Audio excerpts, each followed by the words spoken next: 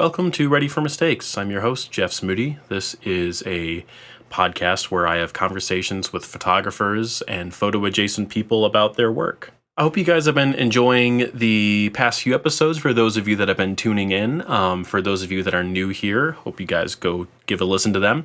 I always get so much out of doing these conversations and putting them out there for you guys to listen to. And of course, my hope is always that you guys also get a lot out of them. Today's conversation is with Kelly Burgess, and she is a really fantastic artist that is also based in New England, a bit further away from me, but as I'm based on the southern half of New England, Kelly is based in the northern half of New England. We talk a lot about her project Root Rot, which is a really, really beautiful project that she's been working on that is kind of responding to place and mental health and all these different situations throughout life. And it really is a fantastic body of work that she's been working on for a while, that dips into past work and current work, new work. So it's really cool to see how this project has been growing and getting to a really important kind of crux point as she is kind of working through it all. I encourage you guys to go check out her work and get familiar with her work. Of course, in the YouTube version of this, you'll be seeing some of the photographs from the project on the screen. But for those of you that are not watching on YouTube, I encourage you, as with all the other artists that I speak with, to go back to their websites and their Instagrams and just kind of get familiar with their work. Always helpful in this format. But before getting too into the weeds about that, let me read off a brief bio about Kelly and her work. Kelly Burgess is a project-based and editorial photographer based in rural Vermont. Emotional narratives and personal experience form the thematic core of her photographic work. She specializes in portrait and road trip photography. Kelly is a regular editorial contributor to several publications worldwide, including Architectural Digest, The New York Times, Wall Street Journal, Wildsam Magazine, and more. Her project, Sing Me Back Home, has been exhibited internationally and more recently at the Arctic Arts Festival in Norway, the MassArt Museum, and the Institute of Contemporary Art in Boston. In addition to her personal and editorial work, Kelly is the executive director for the Too Tired Project, a photography initiative committed to helping those struggling with their mental health by offering a place for collective creative expression. So yeah, that's a bit about Kelly and what she does. The last bit about Too Tired Project is something that we do talk about in this episode. I encourage you all to go look at Too Tired Project. I also had a piece selected in one of the online exhibitions, which was not the thing that introduced me to Kelly's work. I had already been a little bit familiar with her work at that point, but being selected into that online exhibition earlier this year was a really cool opportunity to see a lot of this kind of work. So the work that Kelly is doing with Too Tired Project is really important stuff, and I encourage you all to go check it out, submit to the calls for entry and all that. I know she's got some stuff cooking for that in the background that we talk a little bit about later. But without much else to talk about for the introduction, here is my conversation with Kelly Burgess. Hi, Kelly. Thank you so much for coming on the show. Hi, thank you so much for having me. So we're going to be talking about some more recent work of yours in this episode, but I want to start off by kind of getting familiar with your background in photography and art as a whole. So yeah, tell me about how you got into all this. So I kind of had an untraditional path to art and photography. So I dropped out of school a few days into the 8th grade and sort of slowly spiraled into a lot of struggles with anxiety and mental health. So when you drop out of school in 8th grade, kind of the only thing you have in common with people in the 8th grade is that you go to the same school. So I lost touch with everyone that I had known from school and started spending a lot of time on the internet as my social outlet. And so this was in 2000, 2001 when the internet was still new and it was interesting and not bogged down entirely by advertising. It was fun back then. So there ended up being this early internet phenomenon of teenage girls that spent a lot of time online and formed our own little community where we'd like post on our live journals. And then we all learned HTML for some reason, and we designed our own websites. We did graphic design and like shared our really cringe poetry on our websites. And so like girls, we would like buy our own domains and then like host other girls who also made websites. And it was like this weird little online social hierarchy and community. So I was part of that. Yep. So instead of going to school, I spent basically like all day on the computer in my family's basement. I taught myself HTML, and we all kind of learned from each other. And so like part of that was I would take photos that I found online of like singers that I admired, like mostly Fiona Apple, and sort of make digital collages out of them and then post them to my website and just like called them graphic design. And so I also started experimenting with writing and shared really bad poetry for a while. And some of the girls in that group started to get into photography, mostly self-portraiture, and I felt really drawn to that.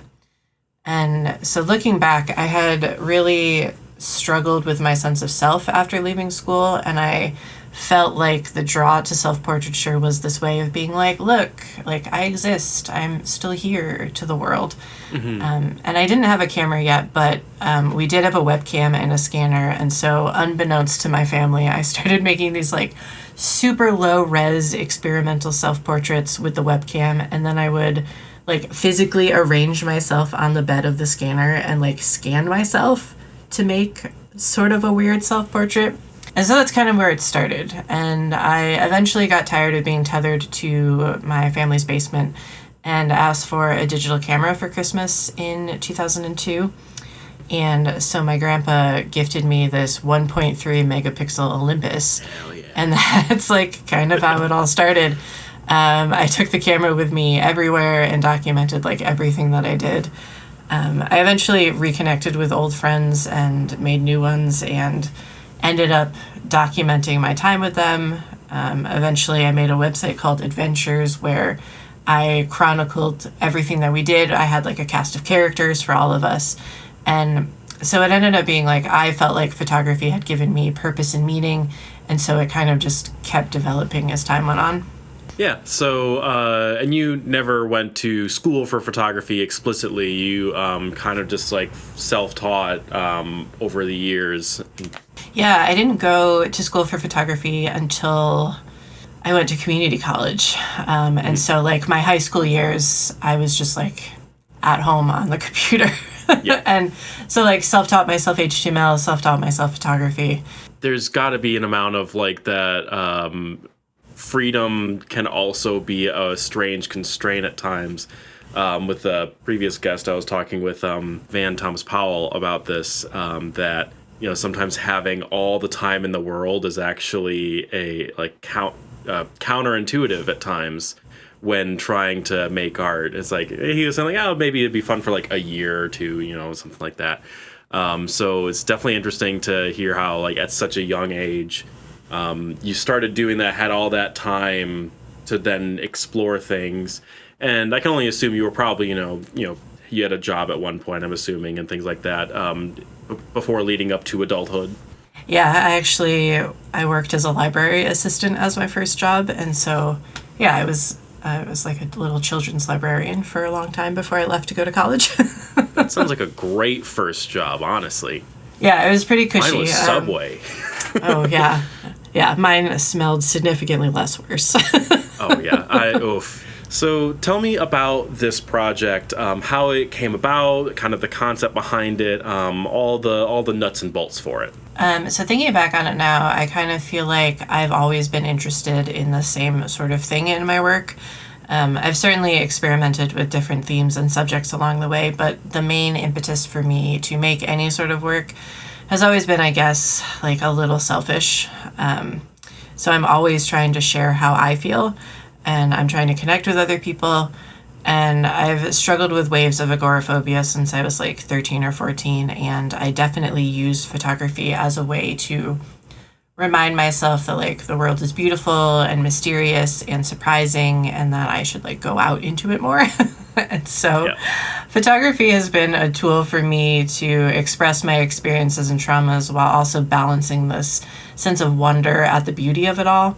And I feel like a lot of my work has always straddled that line, and I feel like I'm doing the same sort of thing in this project where I've lived in the same place for a while now. I'm like dealing with this mental health stuff that comes and it goes, and I'm in this very rural landscape where I'm sort of like watching it all decay around me.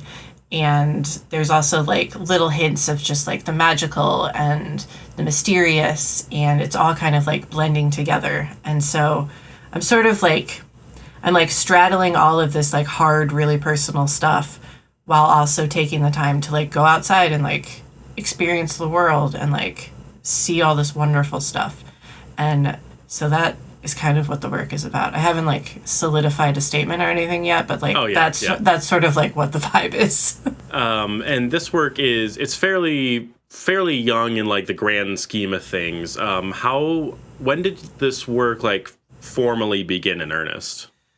So I am typically the type of person that I'm like, I don't know, I'm very much a person that I don't have an idea in mind and like go out and shoot based on that idea. I'm sort of like a gatherer rather than a hunter. And so I'll start taking pictures. I bring my camera with me everywhere still. And I'm just sort of like engaging with the world around me. So when I see a thing, I photograph a thing. I don't like think about it very much. I just sort of like, done. I saw it. I did it. And then it gets on my computer and then it sort of sits for a while. And eventually I'll I'll go out and I'll take a picture and I'll think back to another photograph I've made or another couple photographs I've made. And I've been like, oh, like these things are related. I'm going to just throw them all in a folder together. And so I'll like export JPEGs. I'll toss them in a folder and then they just like over time accumulate. And I'm never really like aware of what is happening. So it's just sort of like all happening and I'm not thinking about it. And one day I'll go in like as the photos have accumulated and I'll look at everything together and I'll be like, oh, like this is what I've been thinking about this whole time. Like I'll see all these threads between the work and like that's when it starts to come together to me. And so that only happened for this project like within the past 6 months. And some of these photos are like several years old at this point. But they didn't all come together until somewhat recently. Yeah, and I do love like so you're using the term of root rot as an analogy of sort for essentially this view of mental health and agoraphobia, anxiety. And what's interesting to me, that I'm kind of jumping ahead of my own questions here, is that the images do at times have that kind of foreboding feeling to them that I think, lends itself to exactly what it's about. But at the same time, a lot of the images also have an almost hopeful kind of look to them, which I'm not sure how to like describe what that looks like other than, looking at the work, which I think is a really fascinating kind of latent effect of this work that's very much about a very, heavy subject matter. I'm curious what your thoughts are on at least my observation of that, my reading of that. Yeah, so I think that's like pretty spot on. Like I think this goes back to what I talked about in terms of like straddling a line between these really raw experiences of having anxiety, having agoraphobia, like dealing with OCD, like all of those things, and then just also having like this awe and wonder at the world around me. And so, like, yes, I am too anxious to leave the house sometimes. But also, when I do, I'm sometimes rewarded with these amazing experiences. And so it's sort of like the universe's reward for me pushing through all of that and showing up. And so, like, the bad has to exist for me to like, notice and appreciate the good. Exactly, yeah. Because I think I especially am attracted to I'm not as much of a birder as my parents are, but like the photograph of holding the dead bird is like, it's this like really beautiful intimate moment of also a very sad scene, but then there's also these incredible moments of light that I'm thinking of, like the two horses that are kind of like part of me almost sees it like when the cop cars are parked next to each other, just like talking about nothing probably. Yeah. So there's a little bit of that comes through for me, but also like on your website, the following image of like the haze right in front of what I think are coneflowers. Can't tell for sure. They're yellow, and I'm not sure if coneflowers come in yellow. I'm not a botanist either, although I do enjoy plants. But yeah, it's this interesting ebb and flow between these very quiet and subtle scenes to these really like energized moments. So when you're finding this balance throughout working on this work, what's kind of going through your head as you're looking through this kind of push-pull of these types of images? So like similarly to the bad needing to exist to have the good, I take the same sort of approach when sequencing and editing a body of work. And so like not every photo can be like pow, pow, pow, because then by the end you're tired, you've seen it already, like it's no longer impactful, and you get numb. And so you like need time to rest along the way. And so you need to be soothed a little bit. You need time to take a breath.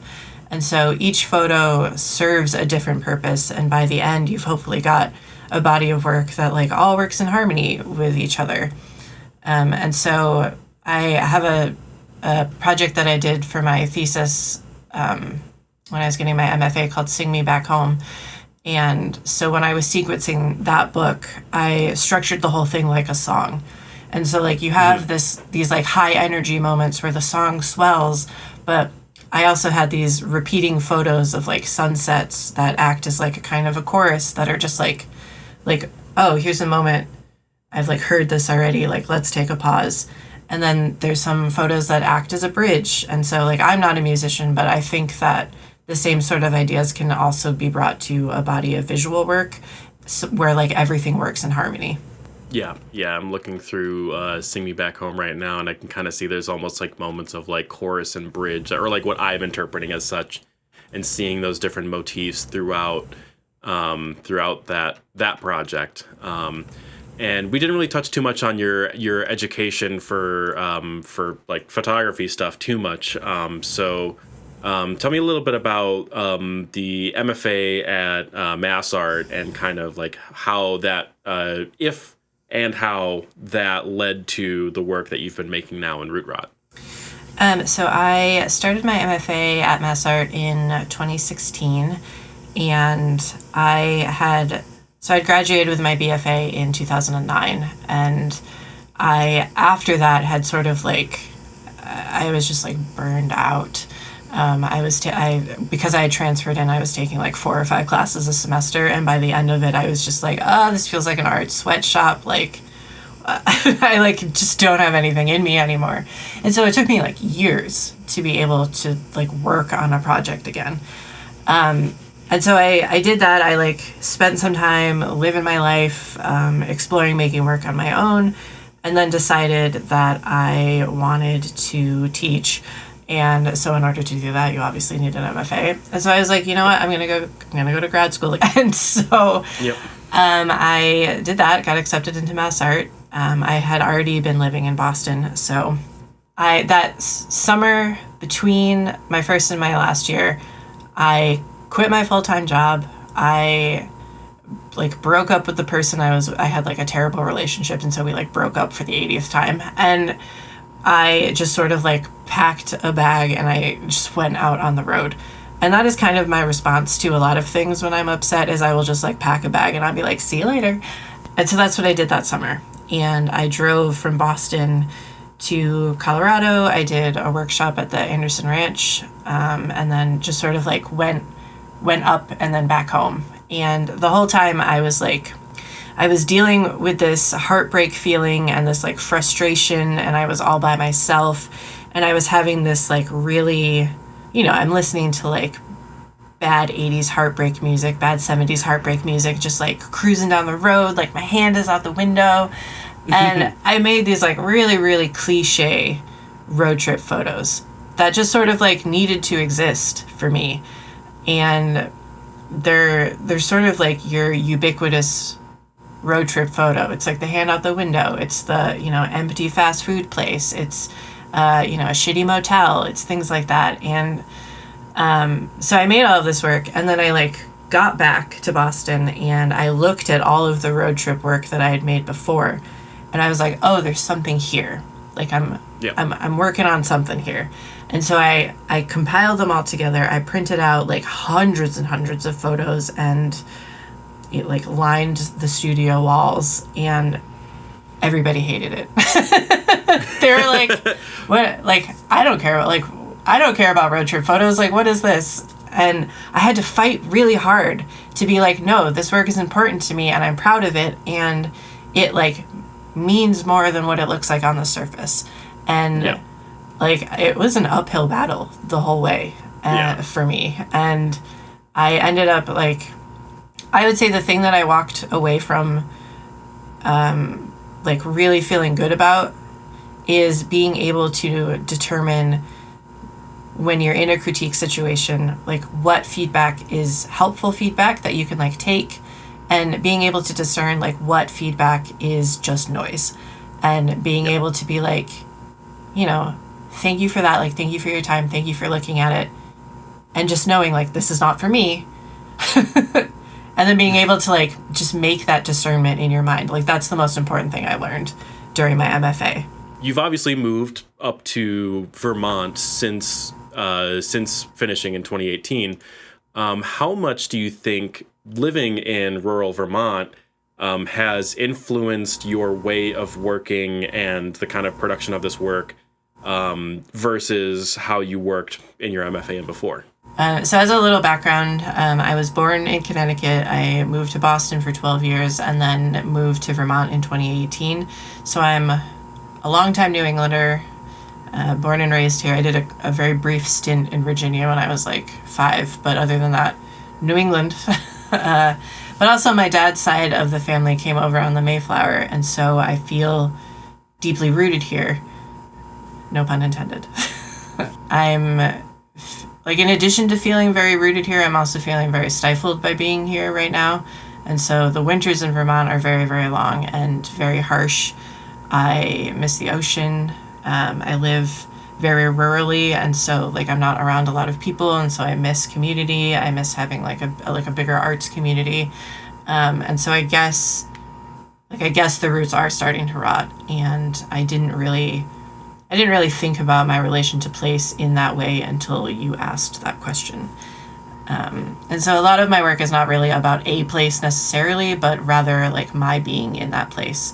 And so I take a lot of road trips, I travel a lot, and I photograph as I do those things, but I also haven't really like lived anywhere else, so I'm not sure how the core of the work would change if I did. And so to be determined, I guess. But yeah, it's so fascinating to me, like the relationship to where people are from, and how it influences their lives, not just as an artist, but just as people, is such a fascinating subject. I spent a lot of time reading about that in grad school. So it's interesting to hear how your current perspectives are in Vermont, as you've been up there for, what is that, 8 years now, I think, if this is 2026? Yeah, September, it'll be 8 years. Yeah, I don't know. I like, even though I've been in New England for most of my life, like I have moved a lot. I think I've moved like 18 times in my life. And I am someone who gets definitely like a little restless after a while. So if things are too much the same, like I was talking about earlier, I'll just like pack a bag and be like, gots to go. Yep. And so I'm kind of getting that way now. Like I've been here for 8 years. I feel like I'm missing some of the things. I'm having a lot of trouble right now in terms of just like, I have like this very country mouse side of me that like I have my garden and I love being in the woods and the quiet is really nice and I can see all the stars and like that's amazing. But I also like, I miss walking down the street and being able to like get a taco. And I miss like being able to go to a gallery opening with not having to drive 3 hours out of my way. And so like I just had an opening in Boston last week, and I was like, okay, I have to like make a weekend out of this. And I was there, and I was like being able to talk to everybody and like be in a group of people who are like working on the same sort of stuff as me and like are interested in art and exhibiting in galleries and books. And I was like energized by that, and I was like, oh, I really don't have that where I am right now, and I really miss it. And so I don't know, I'm like always thinking about where should I go next? Should I like keep my house here and like just travel around? I don't know. Exactly. Yeah. It makes me wonder about those artists that deliberately seek out rural, more isolated areas versus people that more find themselves in those situations. And I'm thinking of like some of the bigger name ones that like that are more famously known for this, of like Stephen Shore now being I think he had his house up in Montana, Yeah. I think, spent a lot of time out there making that work. And then, of course, Sally Mann being in rural Virginia.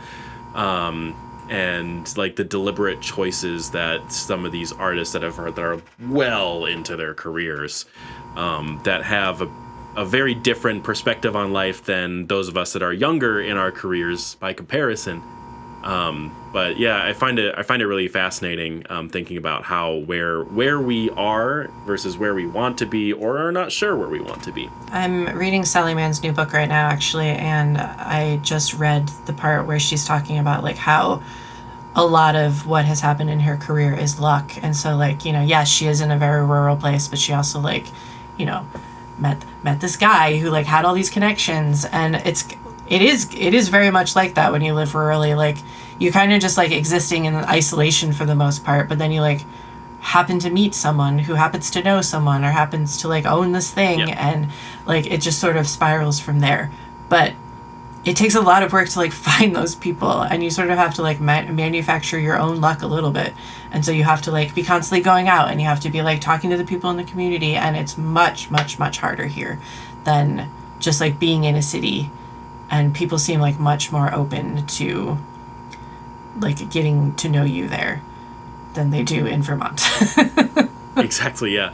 And it's like as someone who has a deep love for rural America at large, especially the Midwest, you know, like I find it interesting looking at like where I'm at now in southern New England, and like we have Providence, and Providence has a really great small by comparison to other parts of the country, but a really great art scene and a lot of small galleries and a couple bigger ones too.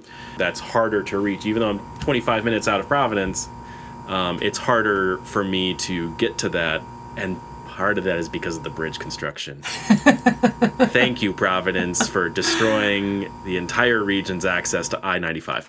Not the bridge part, but like I always tell people that like there's a ton of art in Vermont, but it's very crafts based.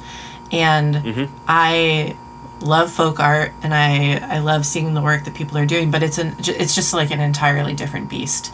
And so you have, you know, like a lot of painters, and you have a lot of, you know, like quilters, and so I have access to those people, and those people are in my community, and we can like kind of relate on some of the same stuff, but like we're not really working towards the same goals. And so it's hard to miss that part of being in a larger art community.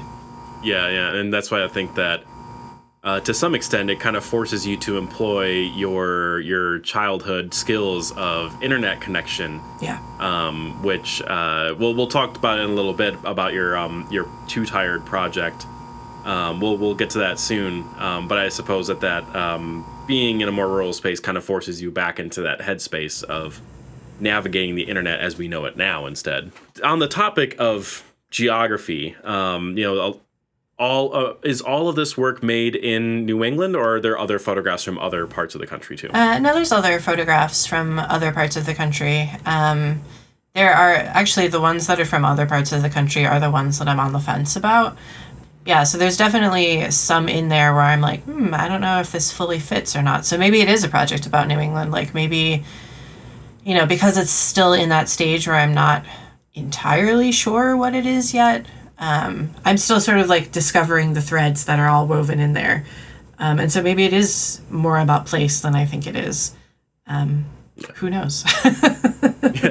It makes me wonder a bit about how much do you think that the fact that this is a region known for a vast array of landscape and kind of walks of life and everything. How much do you think that plays a role in how this project has been coming together?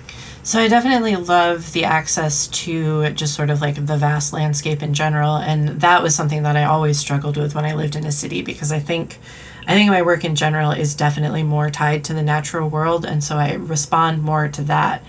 And when I was making work in Boston, I always had to like go someplace else. And so like that part of being in this part of New England has been really helpful for me, and has sort of like developed my relationship both photographically and just in general to the natural world. But I also, like, right now we're like neck deep in seasonal depression territory right now. And I didn't think that affected me until a few years ago, where I was like, wait a minute. Yep. And I was like, I'm like deeply content when it's summer and I'm in the water and the light is golden. And then in the winter, I just sort of like get ground up down into like a nub. And the landscape is so bleak right now. It's so cold. Like everything is like gray and brown. And I live in a valley right now. And so because I'm between two mountains, the weather is different here than it is like 10 minutes down the road, which is really wild, but it's just gray a lot of the time in the wintertime. The clouds just sort of like get trapped here. And so the winter becomes just like this incredible slog for me. That said, I try to like live more seasonally because I live in New England, and the kinds of work that I make seems to depend on what season that I'm in.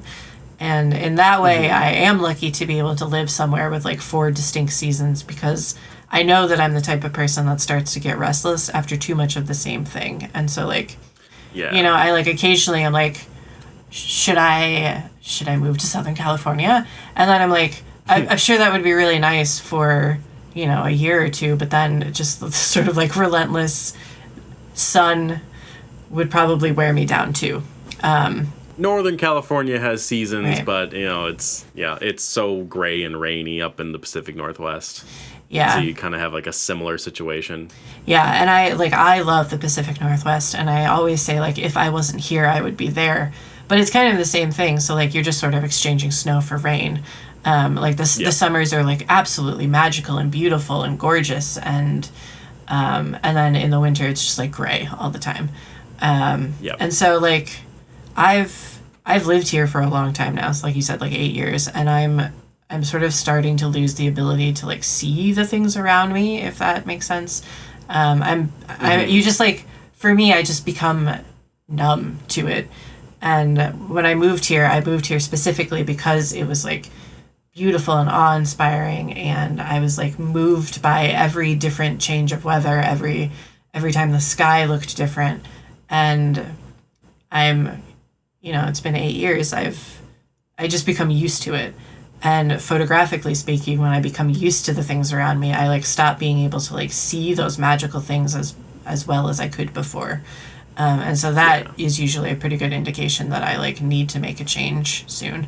Yeah, seeing those kind of natural, it kind of comes and goes, right? And we've talked a little bit about some of the in-between parts of making work.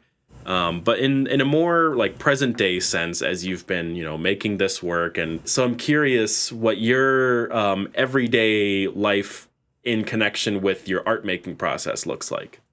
So I have a day job. So I'm not just a photographer. I also have a pretty normal life. It's pretty structured. I work remotely, so it's not like I'm going into an office every day from 9 to 5. So I am very lucky that I have the ability to have the sort of safety net of a steady job while also having the flexibility and the time and the space to like, take on editorial work as it comes in and to work on my own projects. And so I try to travel a lot. I try to expose myself to seeing and feeling new things. I read like 100+ books a year. I'm like always reading. I love to swim. I love to be in the water. How I fill my time mostly depends on the season. So in the summer, I'm either like floating in the lake or hanging out with my friends, or I feel like in the winter, most of my time is spent like hauling wood in and feeding the wood stove. Spring is for mud and garden planting, and like autumn happens really fast. And the only thing I can think of is apples for some reason. But and then there's like a 1,000 Vermont micro seasons, and I fit photography in there where it fits. So I always have a camera on me, and then when I see something, I take a photo. And maybe I should try to spend dedicated time each day to making new work and see how that works for me. But I've mostly been the type of person to just sort of respond to the environment that is around me, and just sort of trying to balance that between, paying my mortgage, having health insurance, and having some stability that wouldn't necessarily come along if I was only freelancing, for instance. I fit in photography where it fits, so I always have a camera on me, and when I see something, I take a photo. And my partner is always being like, why don't you spend dedicated time? Like, why don't you give yourself dedicated time every day to go out and photograph? And like, I probably should do that, but yeah. Every day almost feels like too much, but that's also coming from me. I like take photos like once a month, if even that. Yeah, I like hardly ever am going out just for photographing. I really don't have a workflow or like a really typical practice, I would say. I don't have a studio anymore, and even when I had a studio in grad school, I was like, what do I do with this? And so like I feel like I have a pretty unsatisfying relationship with the actual act of photographing, and I'm like definitely in the take versus make photograph camp. Like, I respond to what I see around me, and I will very rarely like set up a scene to make a particular kind of photo. And I get the urge to take photos quite a lot. It's like an itch. And sometimes I'll specifically go out with the intent of finding interesting things to photograph, and sometimes I'll get lucky.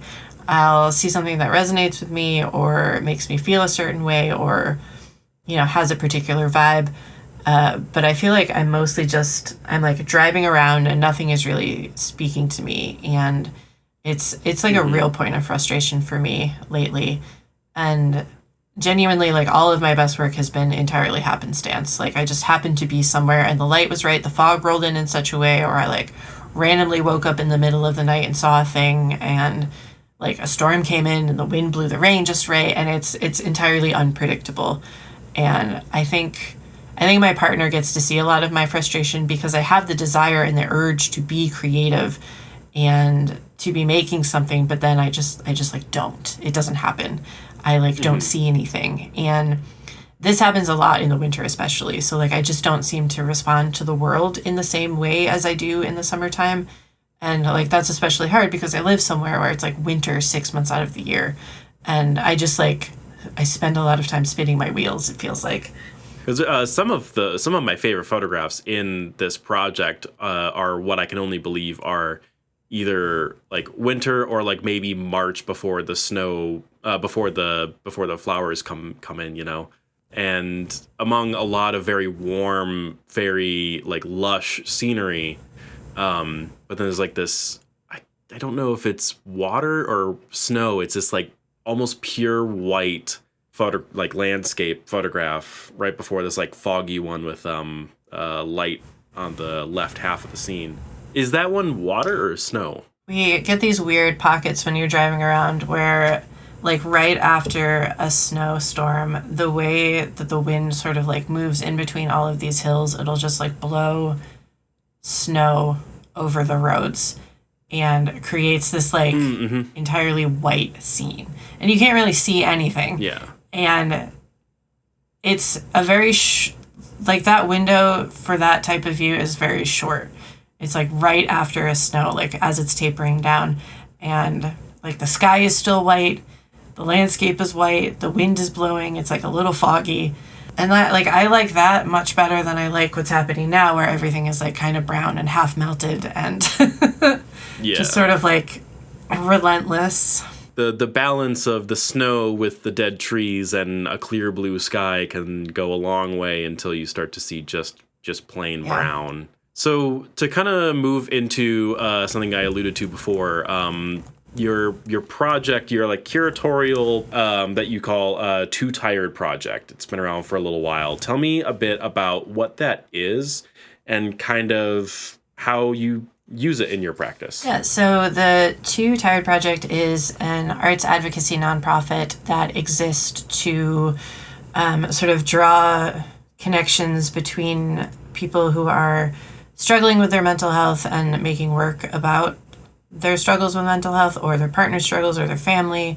And so it's, we have online exhibitions, we've had in-person exhibitions. I published a book a few years ago of work, and so it's all submission-based. I will open up a call for entry, sometimes themed, sometimes not, and have people submit.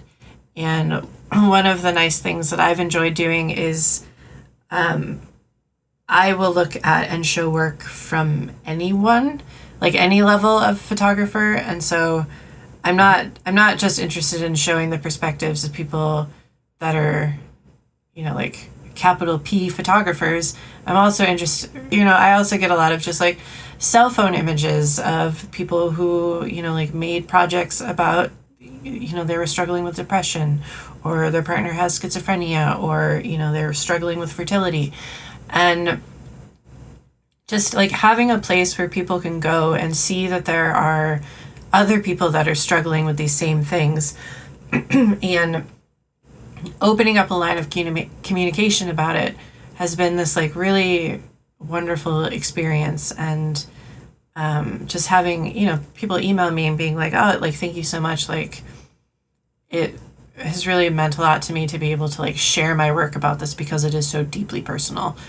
And especially as someone who is making a lot of work about their mental health, there's still like all of the stigma around being like, hey, I'm depressed. Or like, I have really bad anxiety, or like, hey, I have agoraphobia. And so just having a place that's like safe for everybody to go has been really nice. My friend Tara Ray founded it in, I think, 2018. And I came in 2020 and started doing curatorial work. And then when she stepped down, sort of handed the reins to me. And so it's been great to sort of develop that more as time goes on. And so I think we're on track to open up another call for entry for publishing a book later this year. I'm like constantly fundraising. I have all of these really great ideas. I like really, what I hate most about the photography world is that it's like so pay to play.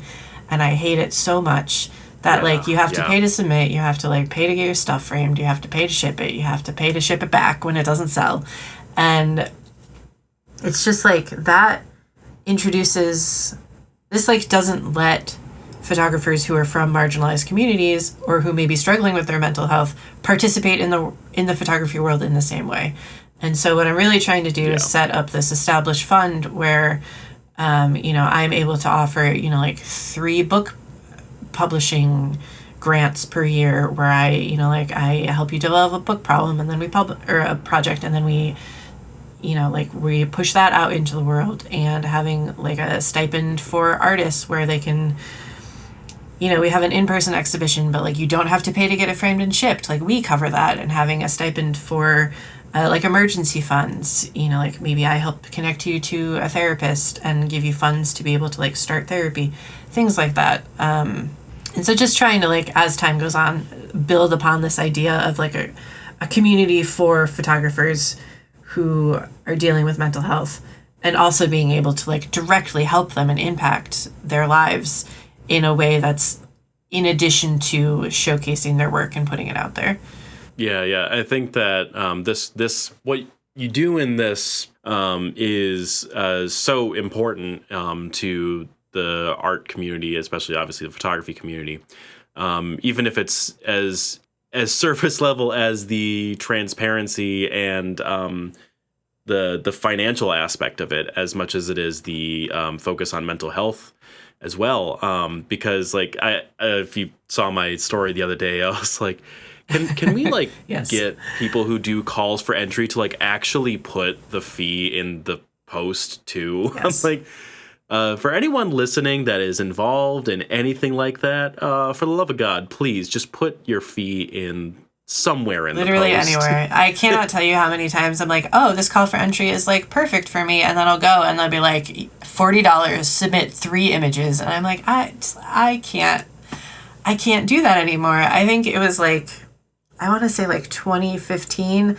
I think I had spent $1,000 over the course of a year just in submission fees. And that was the breaking point for me. I was like, I cannot continue to sustain this. And so I will apply to a couple things per year if, like with a submission fee, if I feel like the money is going towards like an organization that I really support, like a nonprofit, or like they're donating the money, that's fine. But I cannot continue to support this like unsustainable model of like, you expect the artist to pay for your organizational costs, and then also on top of that, like pay to like actually get your work there, and then you take a cut on top of it. Like it's just a complete ugh. I this will be the second time in a row shouting out Epiphany Nedler, but Epiphany and her husband Tim Rickett have the organization Midwest Nice Art, which has a very similar like practical goal to things, and they are also very much about like supporting artists from every walk of life and everything. And one thing that they do that a lot of others don't is put the fee right in the post design, in the poster itself. So it's like they've always been so supportive of artists of every single level. I think the more we get organizations like Too Tired, like Midwest Nice Art, the better the photo community will be as a whole, even if it's something as simple as just more transparency. Contemporary photographers are opening up to talk about this more, and I think it's important that we keep that discourse going, because how else are we supposed to support each other if we're constantly being pushed out because of submission fees and lack of transparency? Yeah, I used to, like, my big dream was to like publish a book, like with an actual publisher. I was like, that's what I'm working towards. And then when I found out that even if you have like a legit publisher want to publish your book, you have to pay for it. And it's like $20,000. Yep. And so it really like, there was this disconnect where I was like, oh, I thought this was this like big career milestone. And I'm like watching a bunch of my peers publish books, and I'm like, oh, why isn't that happening to me? And I was like, oh, because I don't just have $20,000 like just sitting around earmarked for this. And, you know, I'll tell my friends who are writers, and they're like, what do you mean you have to pay to publish your own book? Like, they should be paying you. Mm-hmm. Like, what do you mean, like, you don't get a royalty? And I'm like, oh, yeah. Not only do I have to pay to publish my own book, but it's, like, insanely expensive because, you know, like, just the printing process is way more intense than it is just printing text.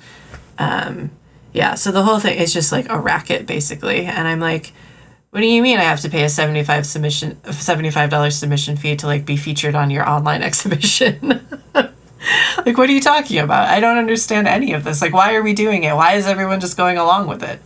The good thing is, I do think that there is, I already said it kind of a little bit ago, but I do think that there is kind of a mass eye-opening in the photo community, starting to see this and talk about it more and start to kind of either put forward their own projects that try to avoid that, or try to actually make changes within other institutions. And you see things like the Griffin Museum of Photography up in Winchester. Most of their calls are either free or fairly cheap. I think like they usually charge like $10 or something like that. And like that's an institution that I would love to support because they're doing really good work over there. You mentioned that you had an opening just this past week as of recording this for a show. Could you tell me a bit about where that is, how long it's up for, and all that? Sure. So it is called Reciprocal Ecology, and it was curated by Cassandra Kloss, another amazing photographer. It is at the Show Up Gallery in Boston. I don't remember when it's coming down, but I can probably look it up right now. April 26th. Okay, April 26th. Yes, and so they're right in Harrison Ave in Boston, for those that are familiar. Yeah, it's I really enjoyed it. I enjoyed meeting a lot of the other artists, and just thematically, the show was really great. And Cassie did a great job curating. And it was really nice just to be able to like take my digital life. So I knew a lot of the other artists only on Instagram. So like, we've like chatted on Instagram, but that was it. So it was nice to be in the real world with people again. Mm-hmm. Yeah, it looks like it's, what is that, like 15 artists, 14 artists, something like that? But otherwise, where can people find your work as well as the Too Tired Project stuff? So my website is Kelly, Kelly -Burgess, BURGESS.com. I am on Instagram. My username is Kel Burgess. And then the Too Tired Project is at tootiredproject.com and also on Instagram at Too Tired Project. And to note as well, it's only one L for Kel Burgess. Yes. At Kel Burgess. So we're not talking about the Book of Kells here. That's a different podcast. That's next episode. But yeah, anyway, thank you so much for coming on the show. It was really, really wonderful to be able to talk about this new work. I'm excited to see where it will go, and if there's any solo shows or a book or anything that comes out in the future. I'm very excited to see how it will reach a physical fruition in some way. Yeah, thank you so much for having me. I really appreciate it. Anyway, everyone, thank you so much for listening, and we'll see you in the next one. Thank you for listening to Ready for Mistakes. This series of interviews is entirely self-produced and self-funded, and would not be possible without the generosity of guests' time and willingness to participate. If you would like to support the show, I will not take your money, and instead I ask you to subscribe and follow on our various social media profiles, and of course, to share it with your friends. Do you want to come on the show and discuss your work? Submit to the form in the show notes and put your name in the hat. Thank you again, and I'll see you in the next one.